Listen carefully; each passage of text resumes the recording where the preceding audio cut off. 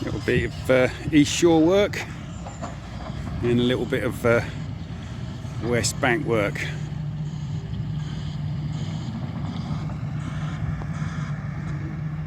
The final stages of the North Spit, looking towards Ron's Hide. I'm looking down the channel, which is going to be increased to roughly 2 meters wide. Same angles, looking beautiful.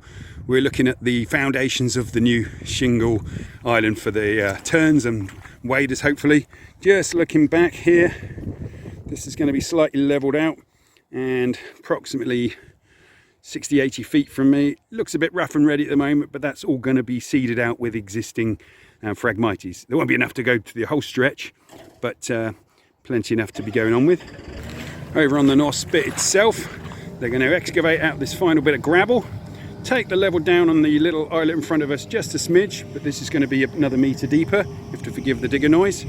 Marsh extending out into the lake, and just a tiny little bund holding that back, and around the bank there.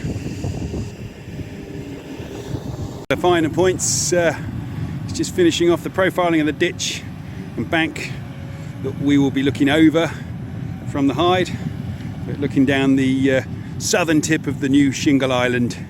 I'm pretty satisfied with that.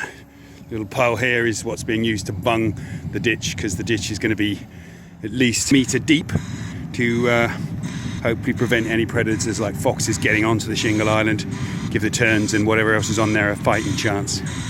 Stuck some pegs in to mark where they can still excavate up against, anything to gain a few more cubic tons of material. We'll look back, and walking backwards makes more sense, walking backwards with the light.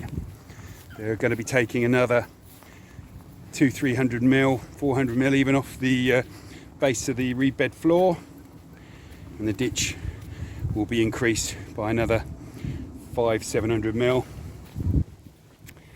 and passing the pegs.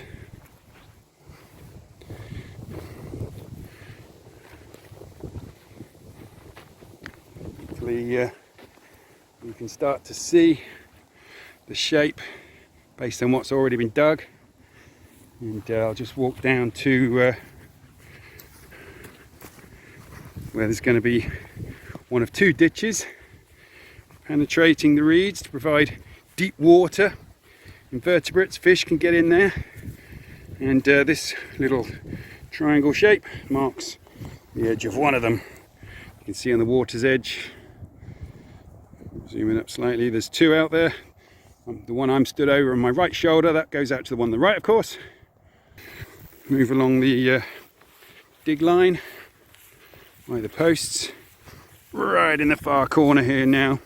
But again, you can see there's a good 10 meters of topsoil level spoil to come out.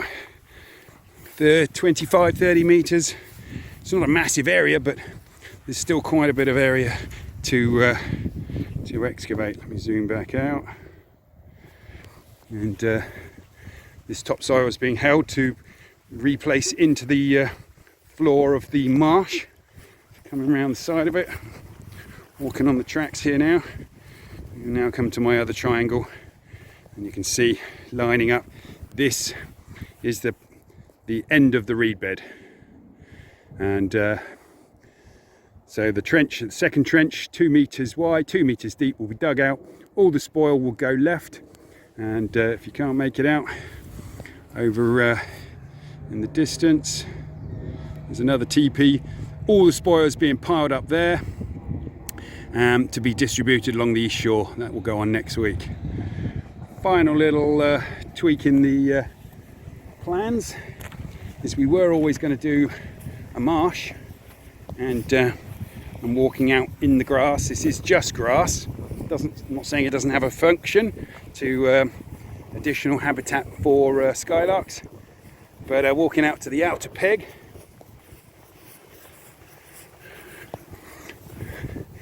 right here, and the one in front. Basically, diagonally, we're looking across a 15 meter by 30 meter pool, probably 40 meter pool, I would say. Could even be bigger, not very good with my measurements, but pole to pole. There's a pole in front of me, pole to the left, and